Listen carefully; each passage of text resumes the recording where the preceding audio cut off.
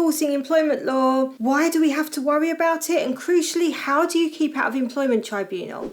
In this video, I'm going to tell all. My name's Jenefer, I'm the founder of Silk Helix, and we help small businesses with all things HR, employment law, and people management. So we've got criminal law, which is enforced by the police along with other agencies. We've got tax, largely enforced by HMRC, health and safety by the Health and Safety Executive. All of these are places that anybody can make reports to, and they can do their own investigations to establish if somebody has broken the law and prosecute them for that. Employment law, we don't have that. We don't have an organisation that is monitoring and enforcing employment law. We're reliant on individuals bringing an employment tribunal claim to enforce their rights. And this makes employment law quite different because it means that there's potentially ways to avoid employment tribunals even if you make mistakes. So let's take a fairly straightforward example. If somebody reports to you that they are pregnant and they formally request their maternity leave period, tell you when they're going to go on maternity leave, give you their MB1 form, for example, they are entitled to a response within 28 days. Now, most people don't actually know that one in particular, and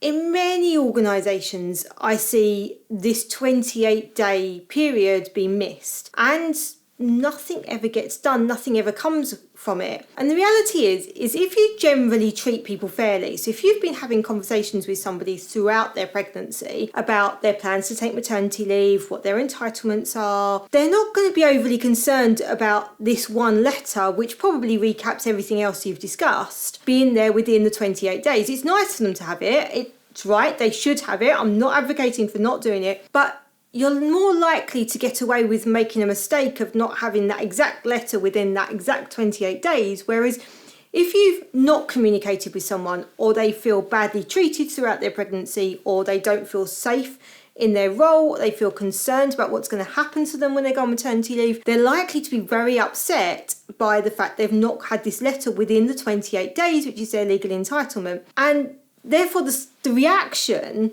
whether or not somebody feels like this is unfair or feels like this is something they need to bring a tribunal claim for, is going to come down to the overall picture. And yes, we don't see people bringing tribunal claims just for a letter not being produced within 28 days. It is generally part of a bigger picture. If the employer generally does everything right, treats people right, and they feel treated fairly, there is no bigger picture that somebody can present to an employment tribunal. And that's why when it comes to avoiding tribunals, your culture is bigger than anything. Now, the reality is a good culture that treats people right means that people are going to get their statutory rights. Generally, the things that they really value, the statutory rights that are really important to them, they will get those because they're being treated fairly by their employer. So culture and legal requirements, statutory rights don't come separately. They do come hand in hand, and it's really key that you do think about both of those things. But when you're putting first treating people fairly, trying to do the right thing, and a culture which supports that, so you're training your managers, you're ensuring that they're aware of where risk areas are, they're aware of what people are entitled to, that they're treating people consistently, that's going to make a huge difference to keeping you out of an employment tribunal. Now, when I say that, that doesn't mean a culture where you're saying yes to everybody, where you're trying to be overly nice, you're trying to people please, because the reality is in those situations, some people win and some people lose. You have to have consistency.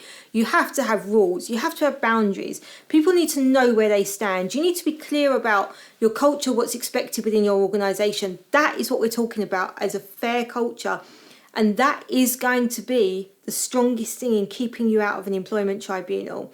It is about making sure that people's rights are followed. It is about making sure that you've done the right thing legally, but also culturally, making sure that people feel that things are fair. And that's going to be your far bigger thing to keep you out of an employment tribunal than making sure you're just doing the bare minimum to give people their legal entitlements. And probably more importantly than keeping out of an employment tribunal, when you've got this culture where people feel like they're being treated fairly, you are going to have better employee satisfaction, you're going to have better employee retention, you're going to have lower absence rates, you're going to have increased productivity. So the benefits to your business are far greater than simply keeping you out of an employment tribunal.